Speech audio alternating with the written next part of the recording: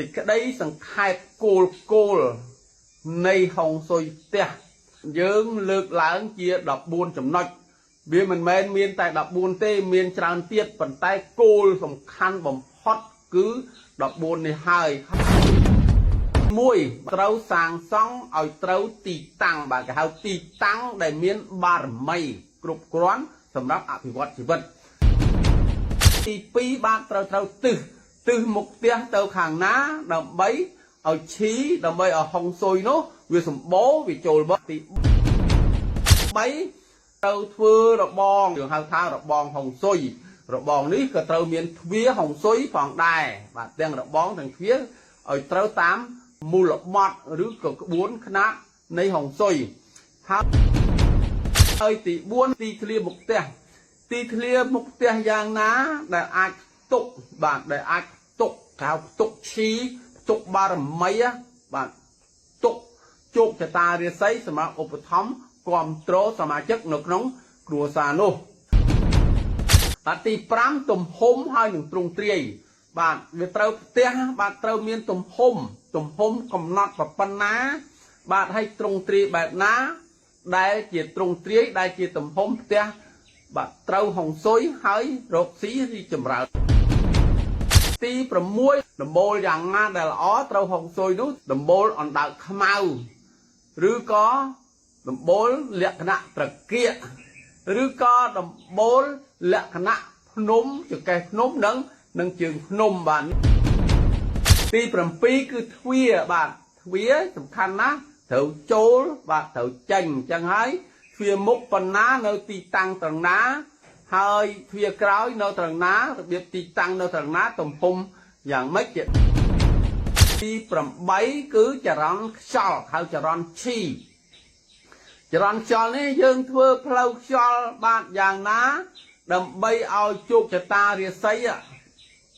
ដើម្បីឲ្យបារមីដើម្បីឲ្យឈីដើម្បី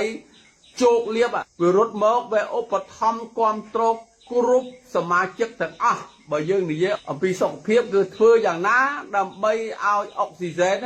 វាចូលផ្សព្វផ្សាយគ្រប់កន្លែងទាំងអស់គ្មានចន្លោះនៅក្នុងផ្ទះនោះបាទទី9កន្លែងទួលភ្ញៀវគេហៅកន្លែងទួលភ្ញៀវដែលម្ចាស់ផ្ទះដែល leader ថ្នាក់ដឹកនាំផ្ទះហ្នឹងគាត់អង្គុយទៅមានបារមីត្រូវមានតុបារមីមានកៅអីបារមីហ្នឹងទៅទៀត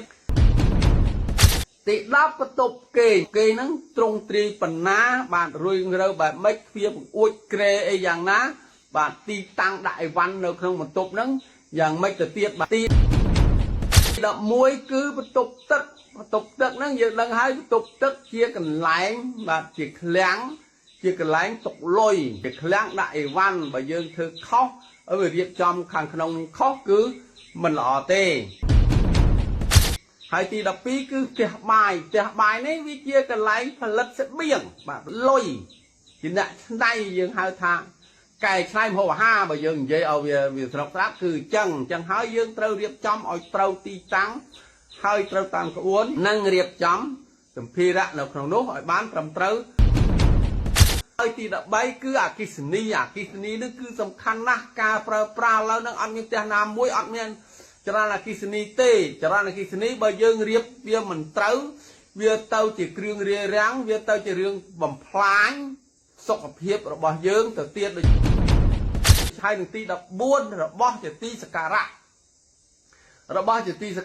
អាហ្នឹងវាទៅតាមជំនឿរបស់បងប្អូនខ្លះក៏ជឿព្រះពុទ្ធជឿព្រះផ្សេងចឹងទៅបងប្អូនខ្លះក៏កាន់ទីជូអៀជំនាងផ្ទះ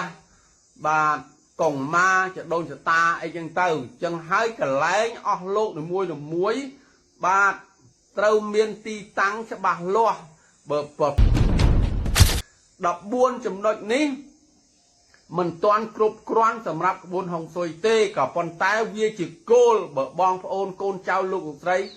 រៀបចំ14ចំណុចនេះបានល្អបាទជីវិតបាទនឹងរុងរឿងដោយសារយើងមានជោគជតារាសីល្អមានបារមីល្អនិងទៅប្រកបអាជីវកម្មនិងការងារផ្សេងបានល្អបើវីដេអូនេះមានប្រយោជន៍សូម share បន្តដើម្បីចែកគ្នាដឹងឮនិងធ្វើការសិក្សា